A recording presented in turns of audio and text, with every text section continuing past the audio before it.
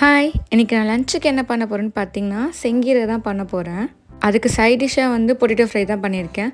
நீங்க வீட்ல கீரை பண்றீங்க அப்டின்னா, இந்த செங்கீரை ஆர் பாலக்கீரை இது 2மே நீங்க செய்யும்போது, நான் சொல்ற மாரி செஞ்சு பாருங்க. அவ்ளோ நல்லாயிருக்கும்.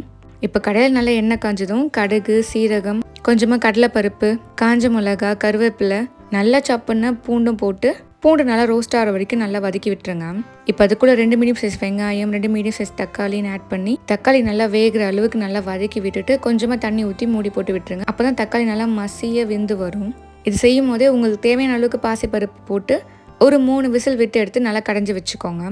இப்போ ஓப்பன் பண்ணிங்கன்னா தக்காளி நல்லா வெந்துட்டுருக்கும்.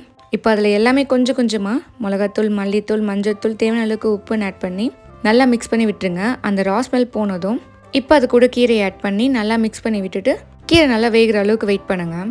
கீரை நல்லா வெந்ததும் நம்ம மசிச்சு வச்ச பருப்பை ஆட் பண்ணி, அது கூடவே கொஞ்சமாக பெருங்காயம், சாம்பார் பவுடர், ஆனால் ஒரு சின்ன நெல்லிக்காய் சைஸ் அளவுக்கு புளியை கரைச்சி ஆட் பண்ணி, நல்லா கொதி வந்து எண்ணெய் பிரிஞ்சு வந்து இறக்கி சாப்பிட்டு பாருங்கள். அவ்வளோ டேஸ்ட்டாக இருக்கும். செங்கீரை நம்ம எல்லாருக்குமே ரொம்ப நல்லது. நம்மளுக்கு ரொம்ப பிளட் கம்மியாக இருக்குது அப்படின்னா, இது சாப்பிடும் போது பிளட் கவுண்ட் அதிகமாகும். ஸோ பசங்களுக்கு வீக்லி ஒன்ஸ்னு இது செஞ்சு கொடுத்துருங்க.